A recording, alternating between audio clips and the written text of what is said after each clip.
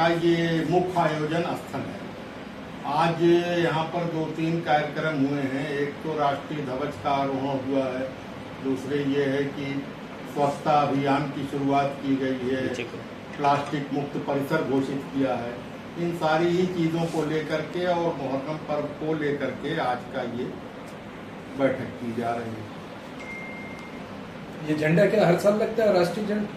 राष्ट्रीय ध्वज हम लोग समय समय पर 15 अगस्त, 26 जनवरी या ऐसे किसी मुख्य आयोजन पर लगाते हैं और ससम्मान उसको उतार के फिर सुरक्षित रख लेते हैं। नहीं, मुहर्रम के अवसर पर क्या पिछले साल भी या मुहर्रम के अवसर पर हम लोग रखते तो हर साल लगाते हैं, लेकिन इस साल आप लोग भी आ गए हैं तो कवरेज हो गई है, वरना ऐसे ही हम लोग अपने तौर पर कर लेते।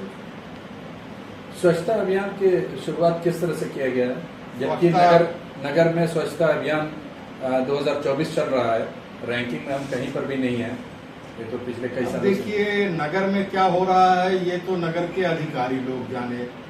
यहाँ पर मियाँ साहब तो अपने परिसर के जिम्मेदार हैं।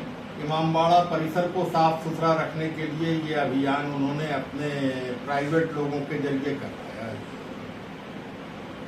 दो बड़े महत्वपूर्ण सवाल है। एक तो स्वच्छता अभियान का जो आपने बैनर लगा रखा है, उसमें इंस्टीट्यूशन है आपका, एजुकेशनल इदारा है और उसकी स्पेलिंग गलत है, खैर वो तो दूसरी बात है।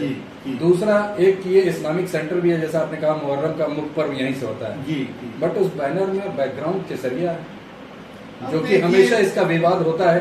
अभी पीछे हज हाउस को जो है केसरिया रंग से रंग दिया गया था 2015 में, तो उसके 2018 में तो उसके लिए पूरा हो हल्ला हुआ अक्रॉस इंडिया, फिर उसको फिर ग्रीन किया गया है और यहाँ पर ये नजीर दिख रही है।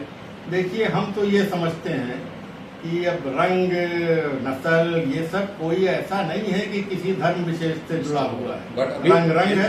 इसके पहले कभी नहीं होता था, अब लोग एक नई परंपरा शुरू हुई है। आप बात समझिए, ये तो बहुत ही संकुचित विचारधारा है कि हरा रंग हमारा हो गया, नीला रंग उनका हो गया, पीला रंग उनका हो गया। अरे भाई ऐसा नहीं है। इंद्रधनुष देखिए, उसमें सारे रंग प्रकृति ने दिए हैं। तो क्या इस बार जो गश्ती जुलूस निकलेगा उसमें हर रंग के कपड़े दिखेंगे? अगर आप पहन के आइएगा तो कोई नहीं मना करेगा। यहाँ तो सर्वधर्म संभाव है, जो जिस कलर का कपड़ा पहन के आना चाहे, किसी को मना तो है नहीं। ना कोई यूनिफॉर्म है। मियाँ साहब के अपने जुलूस का जो तरीका है उस तरीके से चलेगा। वो नजीर आप लोग पेश कर रहे हैं ना, आपने कहा कि रंग का कोई लेना देना नहीं है। ये कह रहे हैं कि ये संकुचित विचारधारा है। रंग से क्या मतलब है? हमारा अपना तो सफेद रंग है, उस पर जो रंग चाहिए चढ़ा लीजिए। हमारा तो सफेद रंग है। इमामबाड़े से हमेशा जो है शांति का संदेश दिया गया है। मियाँ साहब स्वयं सफेद पेरहन पहन के चलते हैं, उनके सिपाही 90% सफेद कपड़ों में होते हैं। मगर ये जो बैनर लगा है ये तो आपके परिसर में लगा है, तो परिसर में लगा है और वो गेरुआ है। फिर हम कहेंगे कि ये तो एक जनरल चीज है, हमने बैनर छापने के लिए दिया दुकानदार को, उसने जो कलर उचित समझा लगा दिया, उसमें कोई विवाद का विषय नहीं है।